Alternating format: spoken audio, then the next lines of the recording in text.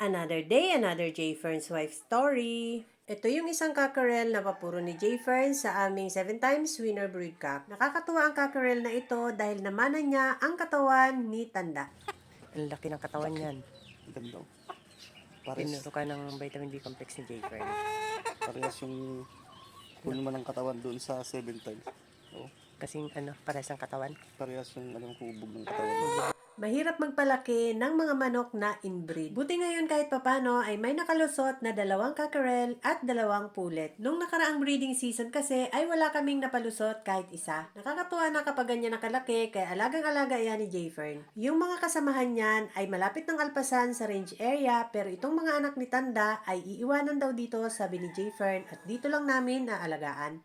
3 months old pa lang ang cockerel na ito, 5 silang sabay-sabay namin pinapisa, pero 3 na lang silang natira. Nag-iisa siyang cockerel at yung 2 naman ay pullet. Pwede nang alpasan yan dun, oh. Ay, hindi ko aalpasan to doon. Diyan lang, dito lang yan.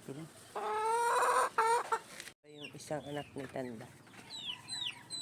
Ito naman yung isang cockerel na anak ng aming 7 times winner brood cup. Mas matanda ito kaysa sa una kong pinakitang anak ni Tanda kanina dahil ito'y 2nd week ng April na pisa. Galing na sa range area, itong cockerel na ito, inuwi lang dito ni J. Fern dahil namayat doon. Maganda ang katawan nito bago alpasan ni J. Fern sa range area pero napansin niya mukhang matamlay doon at namayat. Hindi pa masyadong marunong si Richard sa manok kaya inuwi na lang dito ni J. Fern para dito namin alagaan. Nagbabawi pa ito ng katawan niya kaya ito'y regular na binibigyan ni J. Fern ng B-complex vitamins. Kaya ngayon, bumibigat na siya at pabubukahin na lang namin ang katawan niya bago namin siya alpasan. Regular na purga lang ang ginagawa namin dyan at B-complex.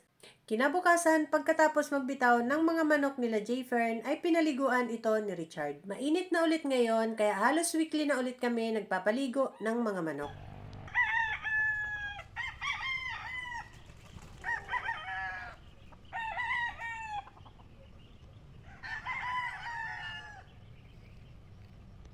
Washout Intense ang ginagamit nga naming pampaligo sa aming mga manok. Subok na namin ito dahil mabisa itong pangtanggal ng mga kuto at hanip. Ang Washout Intense ay insect repellent din dahil ito'y may eucalyptus. Available ito sa aking black app at orange app. Lalagay ko ang link sa baba.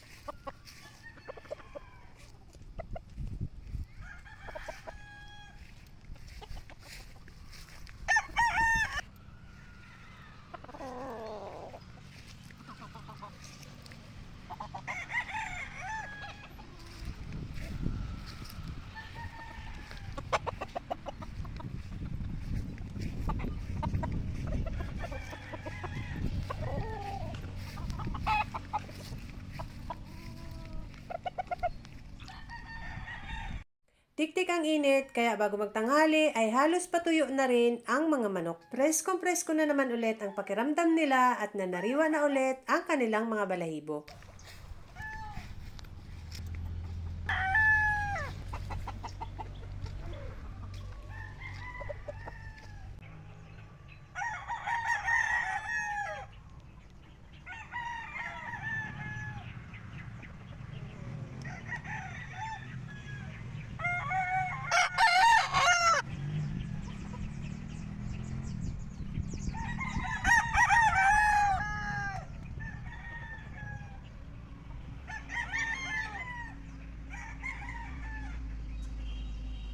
Nung nagbitaw sila J. Fern ng mga manok, ay naibitaw na rin nila yung mga bagong harvest. Kaya bukas ay pupungusan na rin nila yung mga stag na matatapang na. Lahat ng local banded ay napungusan na at bukas naman ay puro mga national banded na ang pupungusan nila J. Fern. Madami na rin mga baby stag na pwedeng i-harvest sa range area ngayon dahil lagi nang namamalo.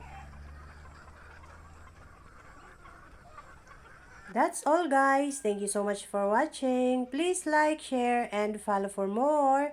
See you on my next video. Bye!